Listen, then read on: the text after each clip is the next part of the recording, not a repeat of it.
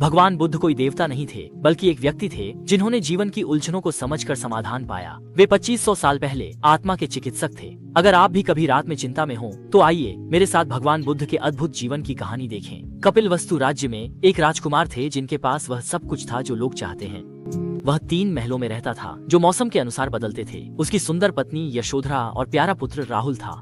राजा ने अपने पुत्र को दुनिया की कठिनाइयों से दूर रखा था। अगर जीवन में पूर्णता की बात करें तो सिद्धार्थ राजकुमार उसे पा चुके थे, लेकिन उनके जीवन में बदलाव तब आया जब उन्होंने 4 बार महल के द्वार से बाहर कदम रखा। पहली बार उन्होंने एक झुके हुए और धीरे धीरे चलते बूढ़े व्यक्ति को देखा। उनके साथियों ने बताया कि यह बुढ़ापा है और हर व्यक्ति को इससे गुजरना होता है। दूसरी बार उन्होंने एक दर्द से कराहते बीमार व्यक्ति को देखा जिसका शरीर सूझा हुआ था और कोई भी उसके दर्द को सहन नहीं कर सकता था।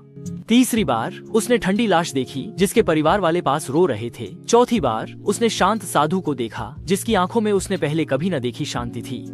ये दृश्य बिजली की तरह राजकुमार के दिल को चीर गए और उन्होंने समझा कि राजकुमार होते हुए भी वह जन्म, बुढ़ापा, बीमारी और मृत्यु से नहीं बच सकते। उस रात उन्होंने अपने बेटे को सहलाया और पत्नी से चुपचाप विदा ली। यह निर्ममता नहीं थी, बल्कि गहरी संवेदनशीलता का निर्णय था कि वह सभी के लिए पीड़ा से मुक्ति का मार्ग खोजेंगे। महल छोड़ने के बाद सिद्धार्थ ने प्रसिद्ध ध्यान गुरुओं से भेंट की और ध्यान की कला में निपुण हो गए। उसने देखा कि वह अस्थायी शांति थी जो पीड़ा खत्म नहीं कर सकती थी, इसलिए वह चरम तपस्या की ओर बढ़ा। नदी किनारे के जंगल में वह रोज एक चावल का दाना और एक बूंद पानी लेता। उसकी पसलियां उभरी थीं, पेट को छूने पर कई गुना लगता था। 6 साल बाद वह कमजोर होकर नदी किनारे गिर पड़ा। जीवन संकट में था, तभी एक चरवाहा लड़की जिसका नाम शनशेन था एक कटोरी दूध का दलिया देकर उसे बचाया। गर्म दलिया गले से बहते ही उसने समझा कि शरीर को कष्ट देने से बुद्धि नहीं जागती, जैसे गीली लकड़ी आग नहीं पकड़ती।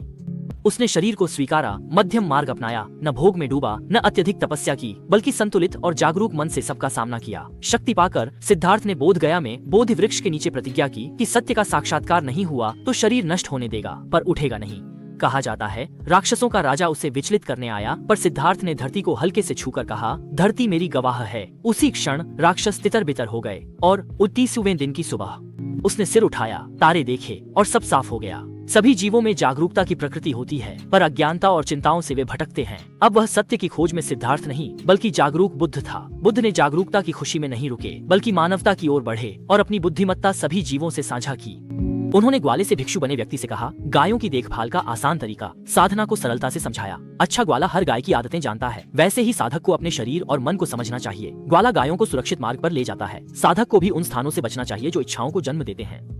जब उसके गृहनगर के रिश्तेदारों ने पूछा, तुम्हें क्या मिला, तो वह मुस्कुराकर बोला, कुछ नहीं, बस समझा कि मेरे पास सब कुछ था। लेकिन बुद्ध भी बुढ़ापे और बीमारी का अनुभव करेंगे। उन्होंने कभी दर्द के कारण विश्राम भी, कभी कभी भोजन विषाक्तता से बीमार होता था। वह अजेय देवता नहीं था, बल्कि हर क्षण सत्य के साथ जीता जागरूक व्यक्ति था।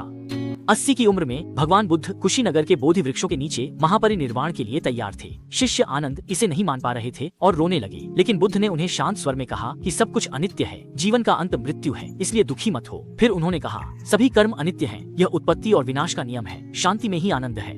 वास्तविक बुद्ध कोई ऊंची मूर्ति नहीं थे, बल्कि एक साधारण व्यक्ति थे जिन्होंने भ्रम और पीड़ा का अनुभव किया और अंततः रास्ता पाया। बुद्ध की बुद्धिमत्ता किसी रहस्यमयी सिद्धांत में नहीं थी, बल्कि रोजमर्रा के जीवन के छोटे पहलुओं में थी, जैसे भावनाओं का सामना कैसे करें, संबंधों को कैसे संभालें और चिंता को कैसे शांत करें। इन सब का व्यावहारिक समाधान बुद्ध के जीवन की शाक्यमुनि कथा में मिलता है, जब आप खोया, थका और चिंता से घिरे महसूस करते हैं। इस पुस्तक को खोलने में कोई हर्ज नहीं है। ये एक बुद्धिमान और कोमल मित्र की तरह आपके जीवन के धुंधले रास्तों में साथ देगा, जिससे आप फिर से जान पाएंगे कि शांति और आनंद हमेशा आपके दिल में ही थे, कभी दूर नहीं गए।